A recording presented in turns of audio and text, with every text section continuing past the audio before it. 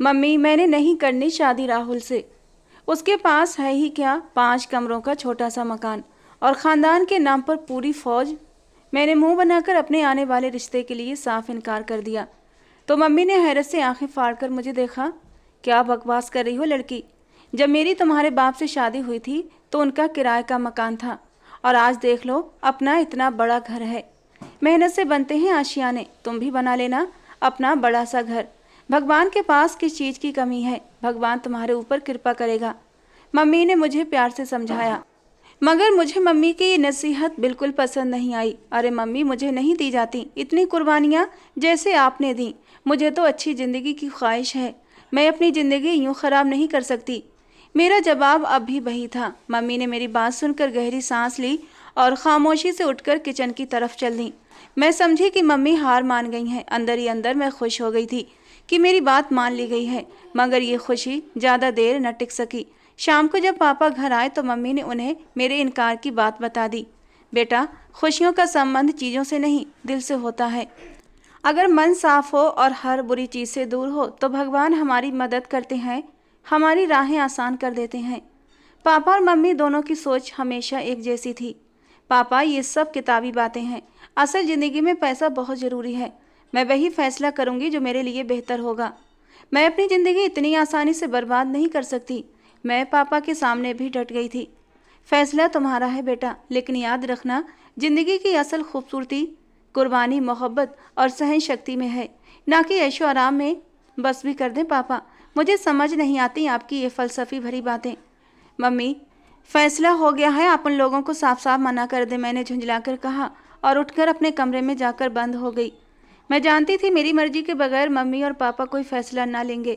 मेरा नाम सौम्या है। मैं अपने माँ बाप की इकलौती बेटी और 2 भाइयों की बहन थी। मैं घर में सबसे छोटी थी तो नखरा तो मेरे अंदर कूट कूट कर भरा था। जब मैं छोटी थी तब हमारे घर के हालात इतने अच्छे ना थे। सिर्फ पापा कमाने वाले थे और हम कई लोग खाने वाले। दादा और दादी का खर्चा भी पापा के ही जिम्मे था, क्योंकि पापा भी अपने माँ बाप के इकलौते बेटे थे। मम्मी पापा ने एक एक पैसा जोड़कर मेरी बुआ की शादी की और फिर दादा और दादी के मरने के बाद पुराने ज़माने के बने हुए मकान को तोड़कर एक एक रुपया जोड़कर घर की नए सिरे से मरम्मत कराई। भाई जैसे जैसे बड़े होते गए घर की हालात भी बेहतर होते गए। भाई पढ़ लिख कर नौकरी पर लग गए तो हालात में काफ़ी सुधार आ गया था। मेरी जिद इतनी पापा पूरी नहीं करते थे जितनी भाइयों ने की। मैं जो बात मुंह से निकालती वो फ़ौरन पूरी हो जाती थी। मम्मी मुझे रोक टोक करती तो मुझे अच्छा नहीं लगता। मैं कहती अभी तो ऐशो आराम के दिन है और मम्मी की नसीहतें ख़त्म न होती। मगर ये भी था कि भाई मम्मी को प्यार से समझा देते कि कोई बात नहीं मम्मी, अपने घर चली जाएगी तो हमें इसकी यही जिद और यही बातें याद आएंगी। वो प्यार से मुझे देखकर कहते और मैं उदास हो जाती। मैंने तो शुरू से ही सोच रखा था मैं किसी गरीब आदमी से शादी नहीं करूँगी। मैं गरीबी में गुजारा कर ही नहीं सकती थी। मुझे तो ऐशो आराम भरी ज़िंदगी चाहिए थी जैसी मैंने अपने भाइयों के साथ गुजारी थी। और फिर मेरे बड़े भाई की शादी का जिक्र घर में छिड़ा तो मम्मी ने अपनी सहेली की बेटी का नाम सामने रख दिया। मेघा तुम्हें कैसी लगती है? एक शाम मम्मी ने मेरे बड़े भाई के रिश्ते की बात की तो मैंने हैरानी से मम्मी को देखा। ये मेघा का ख्याल मम्मी के दिल में कैसे आ गया? मैंने एक नज़र भाई पर डाली। उनके मुस्कुराते दमकते चेहरे से मुझे सारी बात समझ आ गई थी। यानी वो मेघा अपनी अदाओं के तीर भाई पर चला चुकी थी।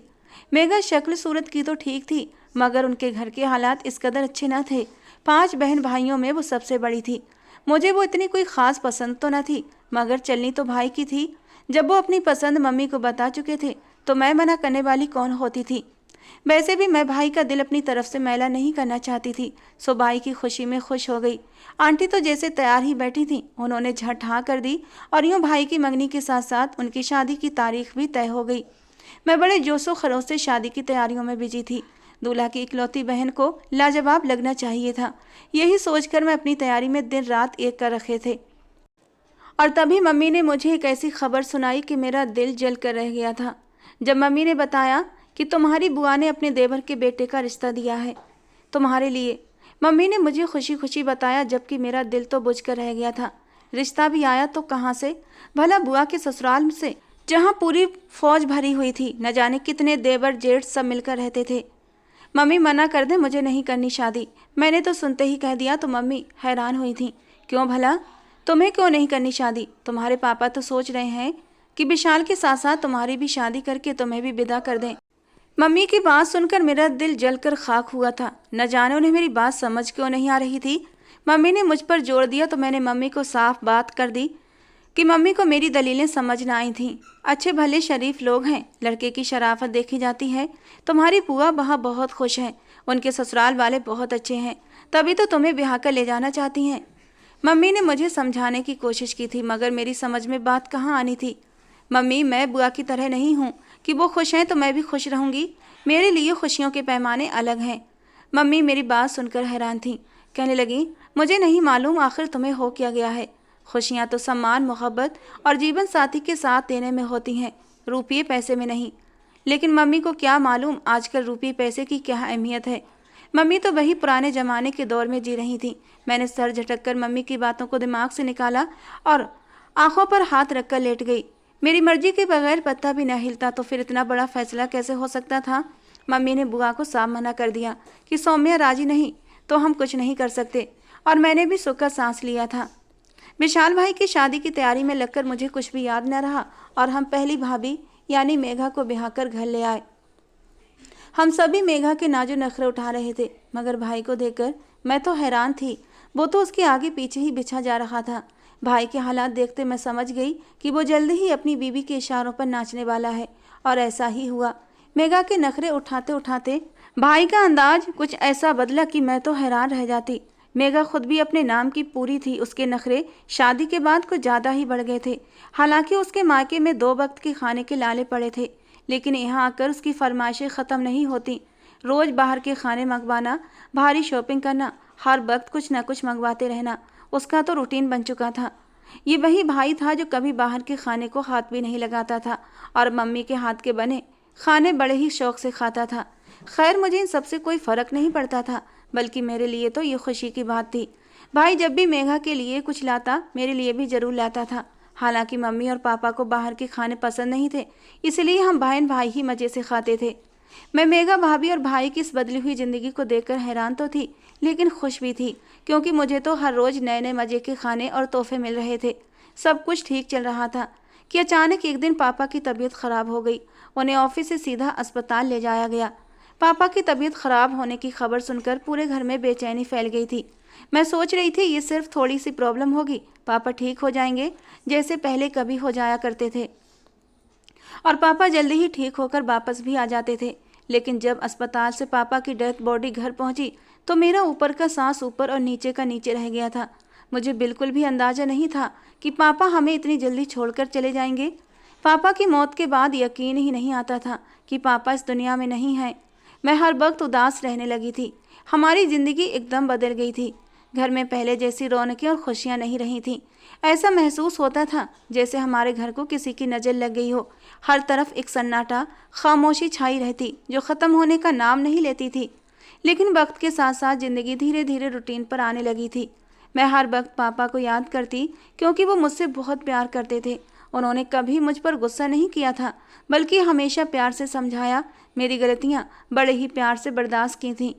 पापा के गैर मौजूदगी में घर की जिम्मेदारियां भाई के कंधों पर आ गई थीं। हालांकि पापा के होते हुए भी वो कुछ न कुछ घर के खर्चों में हिस्सा डाल रहे थे, लेकिन अब तो पूरा बोझ ही उन पर आ गया था। बुआ ने एक बार फिर मम्मी से जिक्र किया कि उनके देवर का बेटा राहुल अब भी इस रिश्ते के लिए तैयार है। आप इस बारे में एक बार गौर जरूर करें। पापा की मौत के बाद मम्मी उदास और दुखी रहने लगी थीं। वो चाहती थीं अब जल्द से जल्द मेरे फ़र्ज से आज़ाद हो जाएं। मम्मी इस टॉपिक पर दोबारा मुझसे बात करने लगी कि राहुल की अच्छी नौकरी लग गई है, पढ़ा लिखा भी है, आगे भी तरक्की के कई चांस थे। तुम्हारे पापा भी इस रिश्ते के लिए राजी थे। सौम्या, शरीफ लोग किस्मत वालों को मिलते हैं, तुम एक बार फिर सोच लो। मम्मी ने अभी फैसले का हक मुझे ही दिया था। पापा की मौत के बाद मेरे मिजाज में थोड़ा बहुत बदलाव आ चुका था। मैंने मम्मी को और परेशान न करने का फैसला किया और ये मामला उन्हीं पर छोड़ दिया। वैसे भी दोनों भाई इस रिश्ते के हक में थे। न जाने उन लोगों ने ऐसा क्या असर डाल रखा था कि पूरा ख़ानदान उनकी तरफ था और मैं दूसरी तरफ अकेली। जब सब राजी थे तो मैं कब तक इनकार करती। आखिरकार मैंने फैसला मम्मी पर छोड़ दिया और ख़ुद सुकून से हो गई कि अगर मम्मी और भाइयों ने इस रिश्ते को ठीक समझा है तो वो यकीनन अच्छा ही होगा। वैसे मैंने राहुल को देखा था, अच्छा खासा हैंडसम खूबसूरत नौजवान था, हमेशा नज़रें नीची रखता। मेरी 1-2 बार मुलाकात हुई थी। मुझे देखकर फ़ौरन नज़रें झुका लेता, लेकिन उसकी आंखों में कुछ ऐसी चमक होती कि मैं अंदर से परेशान हो जाती। शायद वो मुझे पसंद करता था और इसीलिए अपना रिश्ता उसने अपनी चाची यानी मेरी बुआ के हाथों भेजा था और इस तरह मेरा रिश्ता राहुल के साथ तय हो गया। मम्मी ने मेरे भाई की मंगनी भी तय कर दी। मम्मी को न जाने किस बात की जल्दी थी कि वो जल्द से जल्द हम बहन भाइयों के फ़र्ज से आज़ाद होना चाहती थी। मेरे भाइयों ने मेरी शादी की तैयारियों में कोई कमी न छोड़ी थी। हर चीज़ मेरी पसंद और मर्जी के अनुसार ली गई थी, लेकिन मेरा दिल किसी हद तक परेशान रहता था। मैं सोचती थी न जाने शादी के बाद मेरे हालात कैसे होंगे और मेरी ज़िंदगी आगे कैसे गुजरेगी। लेकिन फिर मैंने खुद को तसल्ली दी कि भगवान ने चाहा तो सब ठीक होगा और दोबारा शादी की तैयारियों में बिजी हो गई। मेरे दिल में ख्वाहिश थी मेरा पति भी वैसा ही हो जैसे मेरे भाई मेरी भाभी के नाज नखरे उठाते हैं। मैं चाहती थी मेरा पति मेरे लाड उठाए, मेरी मर्जी के अनुसार सब कुछ करे और जब भी मेरा दिल चाहे मुझे बाहर खाना खिलाने ले जाए, ढेर सारी शॉपिंग करवाए, जो चीज़ मेरे दिल को भाए वो फ़ौरन मेरे लिए ख़रीद कर लाए।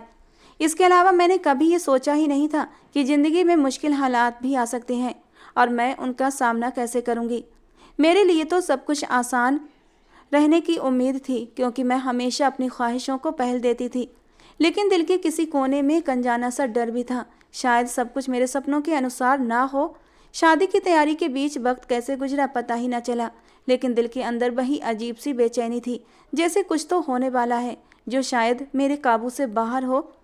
धीरे धीरे करके मेरी शादी का दिन भी आ पहुंचा। मैं दिल में हजारों सपने और डर और उम्मीद लिए अपने नए सफ़र पर रवाना हो गई। मेरा पति राहुल मुझसे बहुत मोहब्बत और नरमी से पेश आया। उसके घर के सारे लोग ही बहुत प्यार करने वाले थे, लेकिन मैंने खुद से वादा कर रखा था मैं किसी पर इतनी जल्दी भरोसा नहीं करूँगी और इसीलिए मैं ज़्यादातर अपने पति से ही बात करती, बाकी लोगों से बस लिए दिए अंदाज में बात करती थी। राहुल की तनख्वाह अच्छी थी और वो मेरी हर छोटी बड़ी ख्वाहिश को खुशी खुशी पूरा करता था और मेरे दिल में जो डर थे वो धीरे धीरे ख़त्म होने लगे थे। जब भी मेरा शॉपिंग का दिल करता तो मुझे फ़ौरन ले जाता और मैं अपनी पसंद की चीज़ें खरीदती।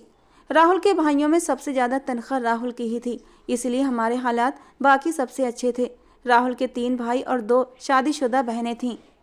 घर में सभी भाई मिलजुल कर रहते और उनकी भाभियां यानी मेरी जेठानियां घर के काम मिलजुल कर निपटा लेती थीं। इसके अलावा राहुल की माँ और राहुल की चाची यानी मेरी बुआ भी, ये भी सब जॉइंट फैमिली का ही हिस्सा थे। मेरी सास बहुत अच्छी थी और फिर उस घर में मेरी बुआ भी थी, तो मेरे ऊपर कोई ख़ास जिम्मेदारी नहीं थी। मेरी बाकी जेठानियाँ, मेरी बुआ और मेरी सास मिलकर सब घर के काम निपटा लेते और मैं घर के बस छोटे मोटे कामों में ही हिस्सा लेती थी। लेकिन मुझे इससे भी ज़्यादा आज़ादी की ख्वाहिश थी। मैं चाहती थी राहुल मेरे लिए एक अलग घर बनाए। मैं बार बार उससे इस बारे में बात करने लगी तो वो हैरान हुआ कि शादी को अभी वक्त ही कितना हुआ है और तुमने अभी से ये बातें करना शुरू कर दी। राहुल का कहना था कि वक्त के साथ साथ सब अलग हो जाएंगे, लेकिन मेरी जिद थी मुझे जल्द से जल्द अपना घर चाहिए। यहाँ हर वक्त कोई ना कोई बाहर लॉन्ज में मौजूद होता था, लेकिन मुझे सुकून चाहिए था, तन्हाई चाहिए थी जो मुझे नहीं मिलती थी। मैं चाहती थी कि मैं अपनी मर्जी से ज़िंदगी गुजारूं, अपने कमरे तक सीमित होकर रहना नहीं चाहती थी। मैं पूरे घर को अपनी मर्जी से चलाना चाहती थी। मुझे सिर्फ एक कमरा मिला था और बाकी घर में मैं ऐसे रहती जैसे मैं किसी और के घर में रह रही हूँ। धीरे धीरे मैंने राहुल पर दबाव डालना शुरू कर दिया कि वो मेरे लिए एक अलग घर का इंतजाम करे। हालांकि मुझे इस घर में भी कोई दुख नहीं था, न किसी काम की जिम्मेदारी, लेकिन फिर भी मैं अपनी प्राइवेसी और आज़ादी के लिए बेचैन थी। मुझे लगता था अपनी ज़िंदगी को अपनी मर्जी से गुजारने का हक सिर्फ तभी मिलेगा जब हम इस फौज भरे ख़ानदान से अलग हो जाएंगे। मैं राहुल को कहने लगी कि मुझे अलग घर लेकर दो, वरना मैं आपके साथ नहीं रहूँगी। और राहुल तो हैरान रह गया था। वो मेरी हर बात मान लिया करता था। उसने सोचा ठीक है, मैं ऑफिस में बात करता हूँ, अगर वहाँ कुछ हो गया तो फिर किस्तों पर एक प्लॉट खरीद लूँगा, उसके बाद हम धीरे धीरे करके उसको बना लेंगे।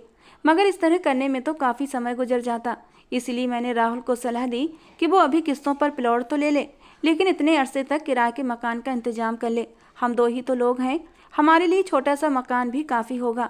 हम किराए पर कोई अच्छा सा और छोटा सा मकान देखकर रह लेंगे। राहुल पहले तो मान नहीं रहा था, लेकिन फिर मेरी जिद करने पर उसने अपनी माँ से बात की। पहले तो वो हैरान हुई, लेकिन एक गहरा सांस लेकर खामोश हो गई। वो समझ गई थी कि राहुल को मैंने ही उकसाया है और वो घर में कोई कलेश नहीं चाहती थी। कहने लगी ठीक है, जैसी तुम्हारी बीवी चाहती है वैसे ही रहो। मुझे अपने बेटों को अपने साथ जोड़कर रखने का क्या फ़ायदा जब उनकी बीवियां ही खुश न हों। वैसे भी मेरे पास मेरे 3 बेटे हैं। तुम अगर अलग रहोगे तो मुझे कोई प्रॉब्लम नहीं होगी, लेकिन घर के करीब ही कोई घर देख लेना। मेरी सास ने इजाज़त दे दी तो मैं खुश हो गई, मगर मैं नहीं चाहती थी कि घर के करीब ही कोई घर लूँ, क्योंकि रोज़ रोज़ मेरी सास और जेठानियों का आना जाना लगा रहता। तो मैं घर से दूर एक बहुत ही अच्छे इलाके में अपने लिए किराए का मकान देखने लगी और मैं और राहुल वहाँ एक मकान देखकर शिफ्ट हो गए। ये मकान मेरी मम्मी के घर से थोड़ा करीब था। ये मकान छोटा था मगर मेरी ख्वाहिश के अनुसार था। अपने नए घर में आकर मैंने सुकून का सांस लिया। ये जगह मेरी आज़ादी का पहला कदम महसूस हुई। अब मैं अपनी मर्जी से घर के मामले चला सकती थी और मेरी ज़िंदगी में भी प्राइवेसी आ गई थी, जिसकी मुझे बहुत ज़रूरत थी। राहुल ने भी मेरी खुशी देखकर सुकून का इजहार किया। उसका कहना था कि अगर तुम खुश हो तो मेरे लिए ये सबसे बड़ी बात है। अब हमारी ज़िंदगी का नया अध्याय शुरू हो चुका था और मैं इस बात पर अपने भगवान का धन्यवाद करती थी कि राहुल ने मेरी ख्वाहिश को अहमियत दी और हमारी नई ज़िंदगी के लिए सब कुछ मुमकिन बनाया। लेकिन तभी ज़िंदगी में खुशियों की जगह बदकिस्मती ने मेरे दरवाजे पर दस्तक दे दी और इस बात का मुझे अंदाज़ा भी नहीं था कि मेरी ये खुशी सिर्फ कुछ ही दिन की मेहमान है। न जाने किसकी नज़र लग गई थी। राहुल को बुखार हुआ तो वो 1 हफ्ता नौकरी पर ना जा सका और जब वो 1 हफ्ते बाद नौकरी पर गया तो थके और परेशान हाल घर लौटा। उसके चेहरे पर लिखी परेशानी साफ थी। क्या हुआ राहुल, ऑफिस में सब ठीक तो है ना? आप इतनी जल्दी वापस क्यों आ गए? मैंने चिंता जताते हुए पूछा। मेरी नौकरी ख़त्म हो गई है सौम्या। और ये सुनकर मैं तो सदमे में आ गई थी। ऐसा कैसे मुमकिन है राहुल? उन्होंने बगैर किसी नोटिस के या वार्निंग के आपको नौकरी से निकाल दिया? राहुल की आंखों में मायूसी झलक रही थी। ये प्राइवेट कंपनियां ऐसी ही होती हैं, किसी को भी अचानक नौकरी से निकाल देती हैं। उनकी नौकरी जाने के बाद हमारी ज़िंदगी का सुकून जैसे घर से चला गया था। एक तरफ प्लॉट की किस्तें थीं और दूसरी तरफ किराए का घर और रोज़ की ज़रूरत के खर्च भी थे। और मेरी वैसे भी दिल खोलकर खर्च करने की आदत थी। जो चीज़ दिल चाहता खरीद लेती थी। मगर अब हालात बिल्कुल बदल चुके थे। राहुल अलग सर पकड़े बैठा रहता। अब ये सब कैसे पूरा होगा? मुश्किलें दिन ब दिन बढ़ती जा रही थीं। घर का किराया देना भी मुमकिन नहीं रहा था और प्लॉट की किस्तें भी रोकनी पड़ी थीं। राहुल ने नौकरी के लिए कोशिश की मगर उसे अभी तक नौकरी नहीं मिल रही थी। वो दिमागी तौर पर बहुत डिस्टर्ब हो चुका था, इसलिए खुद भी कोई नौकरी हासिल नहीं कर पा रहा था। राहुल ने मेरी तरफ बेबस नज़रों से देखा। कहने लगा, सौम्या अब हमें घर वापस जाना होगा। राहुल की बात सुनकर मैं हैरान रह गई। मैं वापस जाना नहीं चाहती थी, ख़ास तौर पर इस हालत में जब मैं बड़े ही गर्व से उस घर से निकली थी। मैं अपने भाइयों से कहती हूँ कि किराए का इंतज़ाम कर दें। राहुल इस बात के लिए तैयार नहीं था, लेकिन मेरे पास और कोई रास्ता भी तो नहीं था। मैं किसी कीमत पर वापस जाना नहीं चाहती थी, इसलिए मैं राहुल के मना करने के बावजूद भी मम्मी के घर मदद मांगने चली गई। वहाँ पहुँचकर तो मैं और भी ज़्यादा परेशान हो गई, क्योंकि मम्मी की तबीयत बहुत ख़राब थी। आपकी तबीयत इतनी ख़राब थी तो आपने मुझे बताया क्यों नहीं? मैंने परेशानी से मम्मी से पूछा। मेरा हाथ पकड़कर मम्मी ने कमज़ोर सी आवाज़ में कहा, सौम्या मैं तुम्हें परेशान नहीं करना चाहती थी। मेरी भाभी मम्मी का बेहद ख्याल रख रही थी। उनका व्यवहार देखकर मुझे कुछ सुकून हो गया था। मम्मी की हालत देखकर मैं अपनी परेशानी का जिक्र किए बगैर वहाँ से वापस चली आई। अगले दिन ही मम्मी के मरने की खबर पर तो जैसे मैं सदमे में ही चली गई थी। मम्मी को इसीलिए हम बहन भाइयों के फ़र्ज निभाने की जल्दी पड़ी थी, क्योंकि उनके पास ज़्यादा वक्त नहीं था। पापा के बाद वो भी ज़्यादा समय जी ना पाई और हम सबको छोड़कर चली गईं। मम्मी की मौत और राहुल की नौकरी जाने के बाद मेरी ज़िंदगी में जैसे अंधेरा छा गया। हर तरफ गम और उदासी का साया था और मैं समझ नहीं पा रही थी हालात कैसे सुधारूं। हम राहुल की मम्मी के घर वापस शिफ्ट हो गए, मगर वहाँ भी हालात बेहतर न हो सके। सबको ये मालूम था कि अच्छे दिनों में मैंने किसी का साथ नहीं दिया था, इसलिए अब सब मुझसे दूरी बनाने लगे थे। खाना पीना रूटीन के अनुसार ही चल रहा था, लेकिन मेरे लिए 2 वक्त का खाना काफ़ी नहीं था। मुझे तो ऐश वाली ज़िंदगी चाहिए थी जो मैं पहले गुजारती आई थी, मगर अब हालात अलग थे। राहुल भी नौकरी न होने की वजह से बहुत चिड़चिड़ा रहने लगा था और हमारा अक्सर झगड़ा हो जाया करता। मेरी जिद भी बढ़ती जा रही थी, मगर अब उसके पास इतने पैसे नहीं थे कि वो मेरी सारी डिमांड्स पूरी कर पाता। ज़रूरत की चीज़ें भी मुश्किल से पूरी हो पा रही थीं और मैं चाहती थी कि अच्छी ज़िंदगी गुजारूं, लेकिन जो ज़िंदगी मैंने ख्वाबों में देखी थी वो अब मुझे मिलकर भी छीन ली गई थी। फिर भी मुझे अकल नहीं आई थी। मुझे राहुल से अब उलझन होने लगी थी। मैं उसको कहती कि वो घर में पड़े रहने के बजाय बाहर जाकर काम ढूंढे तो वो गुस्सा हो जाता। काम कहाँ मिलता है सौम्या, जब मिलना होगा तो मिल जाएगा। उसने हर तरफ एप्लीकेशंस दे रखी थी, मगर न जाने क्यों किसी ने भी अब तक उसको नौकरी के लिए नहीं बुलाया था। मेरे भाई कभी कभार मुझसे मिलने आते और मुझे पैसे दे जाते, जिन्हें मैं संभाल कर रख लेती। मैं अक्सर भाइयों के घर चली जाती और मेघा भाभी की ऐश वाली जिंदगी देखकर अंदर ही अंदर कुढ़ती रहती। मैं भी चाहती थी जिंदगी ऐसी ही गुजारूं, मगर अब ये मुमकिन होता दिखाई नहीं दे रहा था। राहुल के साथ झगड़े अब बढ़ने लगे थे। मैं उसके गुस्से वाली बात को बर्दाश्त न करती और ईंट का जवाब पत्थर से देती। हमारे झगड़े की आवाज़ पूरे घर में गूंजती थी। एक दिन मेरी बुआ हमारा झगड़ा सुनकर चली आई और मुझे समझाने बैठ गई। तुम ही कुछ हिम्मत से काम लो सौम्या, ये क्या कर रही हो? भगवान ने चाहा तो राहुल को दोबारा नौकरी मिल जाएगी। मुझे अपनी बुआ की बात एक आंख न भाई। मैंने उनको करारा सा जवाब देकर चुप करवा दिया कि ये सब आपकी वजह से हुआ है। न आप मम्मी पर जोर देती, न मैं ये शादी करके इस घर में आई होती, और न अपनी किस्मत पर यूँ रो रही होती। किसी अच्छे घराने में मेरी शादी हो गई होती तो मैं ऐश करती। मेरी बात सुनकर वो हैरान होती हुई उठकर खड़ी हुई। ये सब तो किस्मत के खेल होते हैं, तुम्हारे नसीब का जो होगा तुम्हें मिल जाएगा, क्यों बेसब्री बनी हो? वो बड़बड़ाती हुई वापस चली गई। मेरी सास हमारे मामले में पहले ही न बोलती थी। उनको मालूम था कि मैं किसी की सुनने वाली नहीं थी। मैं बहुत ही जिद्दी और खुदसर थी, जो जी में ठान लेती करके ही रहती। रिश्तेदारों की बातें मुझसे अब बर्दाश्त नहीं होती थीं। वो वैसे तो मुझसे हमदर्दी करते, मगर बातों ही बातों में मुझे सुना देते कि मेरी जिंदगी ने कैसा पलटा खाया। मैंने फैसला किया कि मुझे अब राहुल के साथ नहीं रहना। उससे बेहतर जिंदगी तो मैं अपने भाई के दर पर गुजार लूंगी। एक दिन हमारा झगड़ा इतना बड़ा कि मैंने रिश्तेदारों की बातों में आकर उससे तलाक का कह दिया और वो हैरत से दंग रह गया। तुम्हें लगता है कि तुम मुझसे अलग रहकर खुश रह पाओगी? तो ठीक है, मैं तुम्हें अपनी ज़िंदगी से निकाल दूंगा। इन दिनों वो पैसे भी थोड़ा डिप्रेशन का शिकार रहने लगा था, और दूसरा मैं भी उसे तंग करने में कोई कमी नहीं छोड़ती थी। उसने उसी पल मेरा हाथ पकड़कर मुझे घर से बाहर कर दिया। कहने लगा, ठीक है तो चली जाओ, अगले दिन तुम्हें तलाक के पेपर भी मिल जाएंगे। मुझे भी कोई गम नहीं था। मैंने फ़ौरन अपने भाइयों को फ़ोन किया और उन्हें बताया कि राहुल ने मुझे घर से निकाल दिया है। मेरे भाई फ़ौरन आकर मुझे ले गए। कुछ दिन बड़ी बेचैनी में गुजरे।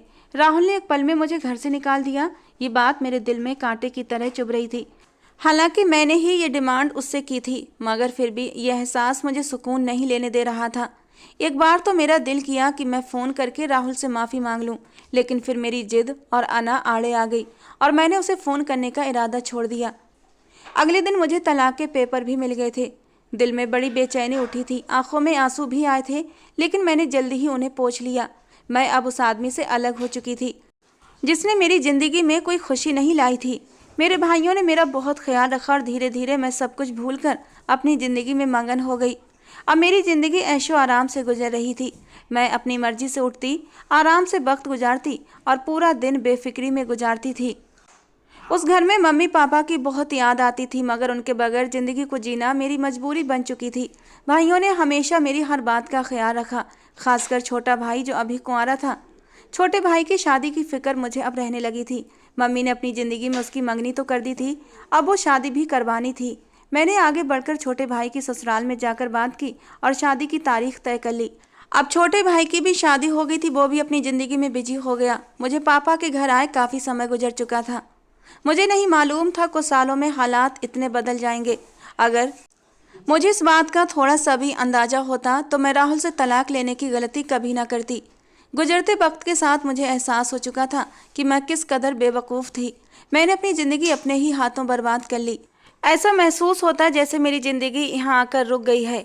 भाइयों के अपने काम थे, ख़ास तौर पर बच्चों की पैदाइश के बाद वो अपनी ज़िंदगी में कुछ ज़्यादा ही बिजी हो गए। मेरी ज़िंदगी अब एक अलग ही डगर पर चल पड़ी थी, लेकिन ये ज़िंदगी मुझे अंदर ही अंदर बेसुकून कर रही थी। घर में अब मेरी हैसियत बदल चुकी थी। अब मैं एक नाकारा वजूद से ज़्यादा कुछ भी न थी। सारा दिन घर के कामकाज में गुजारती और भाभीयों के बच्चों का ख्याल रखती।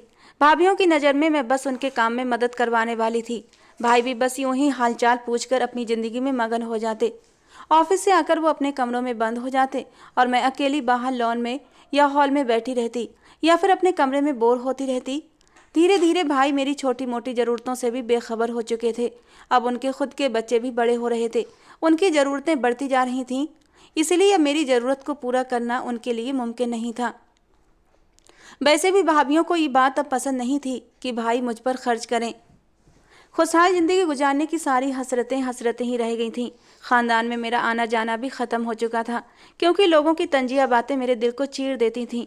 और एक दिन पता चला कि मेरे छोटे भाई की नौकरी चली गई है। लेकिन मैं हैरान रह गई। मेरी छोटी भाभी ने चेहरे पर शिकन तक नहीं लाई थी। वो बहुत ही सब्र और बर्दाश्त के साथ भाई की हिम्मत बढ़ाती थी। उसने अपनी सारी जमा पूंजी, अपने गहने निकाल कर भाई के हाथ में रख दिए कि आप इससे कोई छोटा मोटा काम शुरू करें। भगवान की कृपा रही तो कारोबार में तरक्की होगी। मुझे अपने दिन याद आते थे कि मैं राहुल से कितना झगड़ती थी। बड़े भाई का ट्रांसफ़र दूसरे शहर में हुआ तो उसे वहाँ रहने की दिक्कत आई। दोनों भाइयों ने मिलकर प्लान बनाया कि इस घर को बेचकर उसी शहर में कोई फ्लैट ले लेते हैं, और यूं दोनों ने मिलकर मम्मी पापा के मकान को बेच दिया और एक दूसरे शहर में जाकर 3 कमरों का फ्लैट ले लिया। छोटे भाई ने अपना कारोबार शुरू किया और धीरे धीरे वो भी चलने लगा। मुझे अब ये एहसास होने लगा था कि मैं अपने भाई और भाभियों के लिए एक बोझ बन चुकी हूँ। मैं इस बेरौनक जिंदगी को और बर्दाश्त नहीं कर सकती थी। ज़रूरतें पूरी ना होने के कारण और अपनी बेबसी से तंग आकर मैंने नौकरी करने का फैसला किया। नौकरी करना मेरे लिए एक जीने की वजह बन सकता था। मैंने सोचा नौकरी करने के बाद मैं अपनी कुछ छोटी मोटी ज़रूरतें ही पूरी कर सकती हूँ और मेरा दिल भी कुछ बहल जाएगा। घर में रह रहकर तो मैं बीमार सी रहने लगी थी। इन्हीं सोचों से पीछा छुड़ाती मैंने एक अच्छी कंपनी में इंटरव्यू देने का सोचा। लेकिन जब भाई को बताया तो उन्होंने भी कोई ऐतराज़ नहीं किया और मुझे जल्दी ही एक कंपनी में नौकरी भी मिल गई। तनख्वाह बहुत ज़्यादा अच्छी तो नहीं थी, लेकिन मेरी अकेली का गुजारा हो जाता।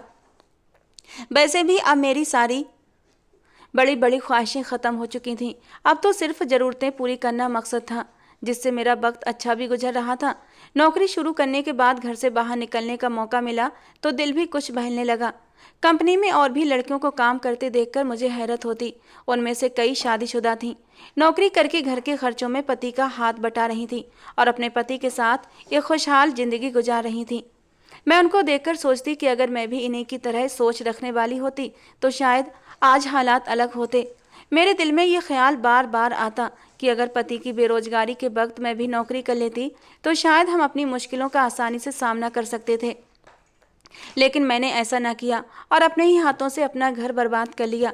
अब उन लड़कियों को खुश देखकर पछतावे की आग में जलती रहती। एक दिन काम के दौरान मुझसे गलती हो गई। गलती से एक गलत फाइल बॉस को भिजवा दी।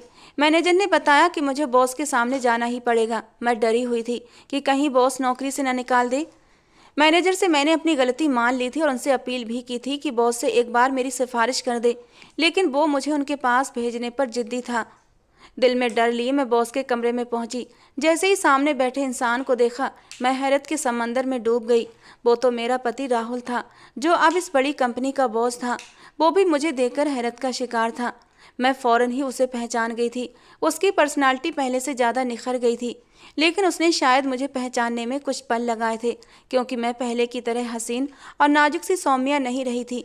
वक्त और हालात ने मुझे सख्त और उम्र से पहले बूढ़ा बना दिया था। चली आओ सौम्या, रुक क्यों गई? राहुल की आवाज़ में इतनी गहराई और दर्द था कि मेरे कदमों तले से ज़मीन सरकती महसूस हुई। मैं मरे मरे कदमों से चलती हुई उसके सामने वाली कुर्सी पर जा बैठी।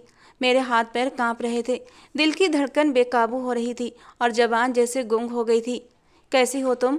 उसके धीमे लहजे में बही नरमी थी जो कभी मेरी ज़िंदगी का सबसे खूबसूरत हिस्सा हुआ करती थी। उसके सामने बैठकर मेरा दिल चाहा ज़मीन फटे और मैं उसमें समा जाऊं। ये जानकर कि जिस इंसान को मैंने अतीत में ठुकरा दिया था, आज वही मेरे सामने मेरा बॉस बना बैठा है। राहुल ने अपनी नज़रें मेरे चेहरे पर जमाए रखीं। कैसी गुजर रही है ज़िंदगी सौम्या? वो एक गहरी सांस लेकर बोला तो मैंने नज़र झुका ली और ज़मीन को घूरना शुरू कर दिया। क्या जवाब देती? क्या कहती कि ज़िंदगी कैसी गुजर रही है? क्या बताती कि मेरी ज़िंदगी मेरी उम्मीदों के बिल्कुल उलट हो गई है? मैंने जल्दबाजी में जो फैसला लिया था वो मेरी ज़िंदगी की सबसे बड़ी गलती थी। मैंने सोचा था कि राहुल से अलग होने के बाद मेरी ज़िंदगी ऐशो आराम से गुजरेगी, मगर ये वहम था जो टूटने में ज़्यादा वक्त नहीं लगा। ठीक गुजर रही है, मैंने रुंधे से आवाज़ में जवाब दिया, लेकिन मेरी आवाज़ की नमी ने मेरा झूठ साफ जाहिर कर दिया। राहुल गहरी सांस लेकर कुर्सी की बैक से टेक लगाकर बैठ गया। सौम्या, काश तुम मुझे यूँ छोड़कर न जाती। मैंने हैरत से सर उठाकर उसे देखा। उसकी आंखों में आज भी वही दर्द था जो हमारी आखिरी मुलाकात में था। तुमने मुझे सिर्फ पैसों के लिए छोड़ दिया सौम्या, और आज मेरे पास सब कुछ है, एक कामयाब जिंदगी, लेकिन तुम्हारी कमी आज भी महसूस होती है। मैं तुम्हें भूल नहीं पाया। राहुल की आवाज़ दर्द से भर गई, मगर वो बोलता रहा। मैंने तुम्हें पहली बार तुम्हारी बुआ की शादी में ही देखा था और मैंने तभी फैसला कर लिया था कि तुम्हें अपनी ज़िंदगी में शामिल करूँगा। मैं तुम्हें दुनिया की हर खुशी देना चाहता था, इसीलिए कभी तुम्हारी किसी बात से इनकार नहीं किया। जो तुमने कहा चुपचाप करता रहा, मगर किस्मत ने ऐसा पलटा खाया कि अपनी नौकरी से हाथ धो बैठा। वो पल भर को खामोश हुआ, फिर मेरी तरफ देखते हुए बोला, मुझे आज भी याद है कि तुमने उस वक्त मेरा साथ नहीं दिया था। तुमने तो मेरे जख्मों पर मरहम रखने की बजाय उन्हें और भी गहरा कर दिया। मैं डिप्रेशन का शिकार हो गया था सौम्या। तुम्हें खोना नहीं चाहता था, लेकिन तुम मेरे हाथों से फिसलती जा रही थी। मैं तुम्हें रोकने के लिए चीखा चिल्लाया, लेकिन तुमने कभी मेरी बात नहीं समझी। राहुल की बातें मेरे दिल पर तीर की तरह लग रही थीं। मुझे एहसास था कि मैंने उसके साथ बहुत बुरा किया था।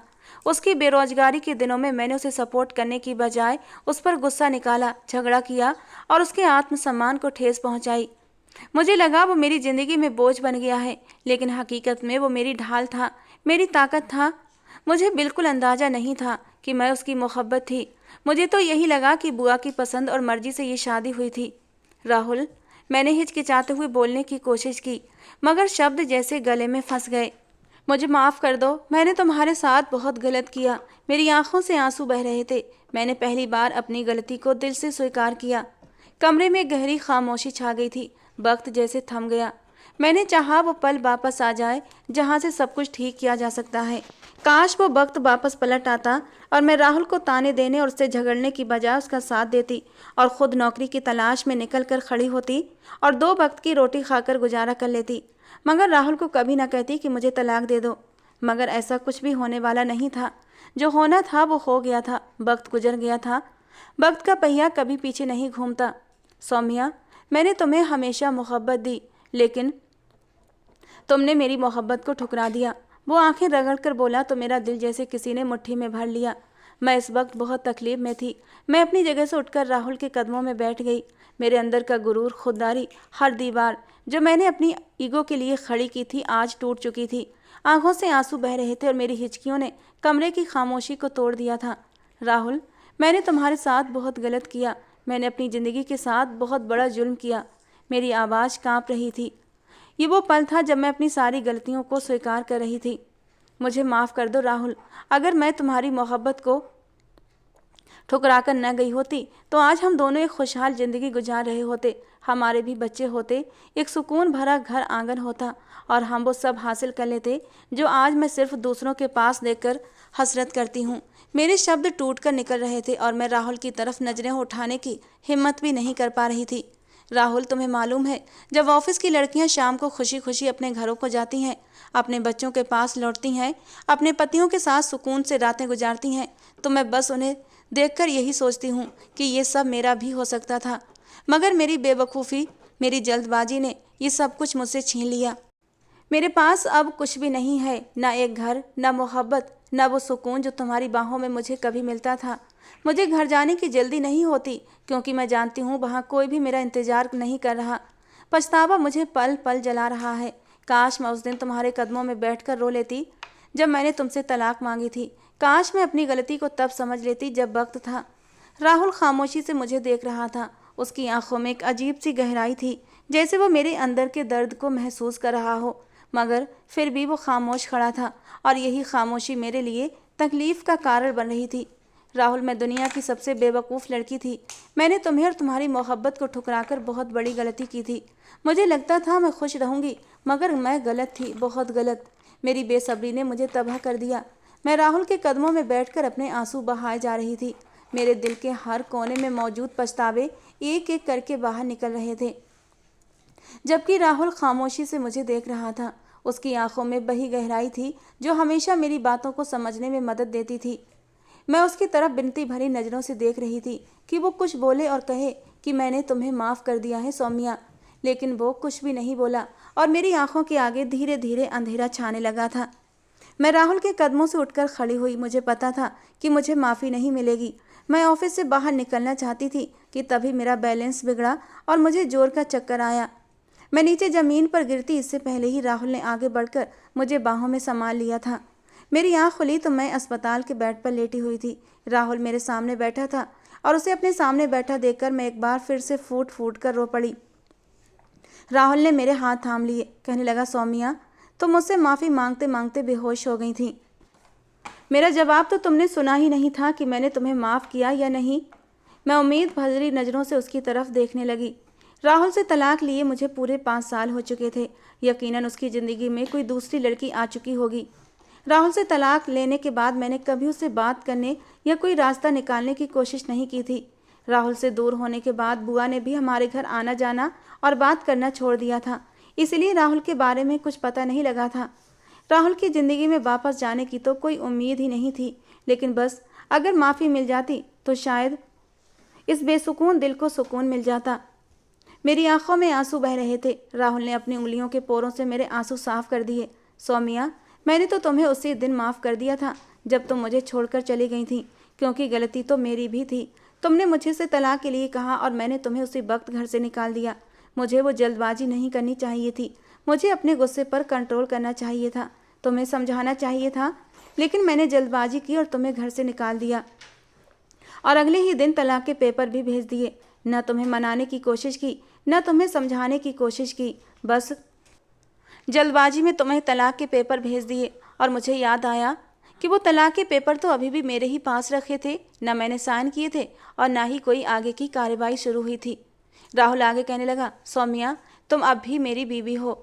मैं तुम्हारा इंतज़ार किया है, हर पल तुम्हारा इंतज़ार किया। मुझे पता था तुम लौटकर एक बार मेरी ज़िंदगी में ज़रूर आओगी। मेरी वीरान ज़िंदगी में लौट आओ सौम्या, और मेरी ज़िंदगी को फिर से खुशहाल बना दो, क्योंकि तुम्हारा राहुल तुम्हारे बिना अधूरा है।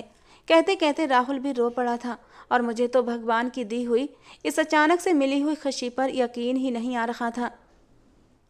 क्या भगवान मुझे इतनी खुशियाँ दे सकता है? मैंने रोते रोते हाँ में सर हिला दिया था और उसी दिन राहुल मुझे अपने साथ ले गया था। जो प्लॉट हमने ख़रीदा था उसे राहुल ने बनवा लिया था। इतना खूबसूरत घर देखकर मैं तो दंग रह गई थी। जो कभी मेरे सपनों का घर हुआ करता था, आज मुझे हकीकत में मिल गया था, जिसमें राहुल जैसे प्यार करने वाले पति की चाहतें थीं। मुझे अब किसी चीज़ की कोई ख्वाहिश नहीं रही थी, बस राहुल की बाहों में ही सुकून मिलता था। मेरे ससुराल वाले बहुत अच्छे थे, उन्होंने मुझे कोई ताना नहीं दिया था और मैं तो पहले से बहुत ज़्यादा बदल चुकी थी। मैंने अपने सास ससुर को अपने पास बुला लिया और मैं उनकी दिल लगाकर सेवा करने लगी। पहले जो मेरी भाभियाँ मुझसे बात तक नहीं करती थीं, अब मेरे आगे पीछे घूमती हैं। मैंने अपनी ज़िंदगी से बस एक सबक सीखा कि पति के हालात चाहे जैसे भी हों, पूरी श्रद्धा और पूरी वफादारी के साथ पति के साथ खड़े रहें, उसके हर मुश्किल वक्त में उसका साथ दें, क्योंकि सच्चे जीवन साथी के प्यार से ज़्यादा अनमोल इस दुनिया में कोई चीज़ हो ही नहीं सकती। दोस्तों, आज की हमारी कहानी आपको कैसी लगी कमेंट बॉक्स में ज़रूर बताना। पसंद आई हो तो प्लीज़ लाइक करना। रोज़ एक नई रोमांटिक कहानी सुनने के लिए हमारे चैनल को सब्सक्राइब करना। मिलते हैं दोस्तों अगली किसी नई कहानी के साथ।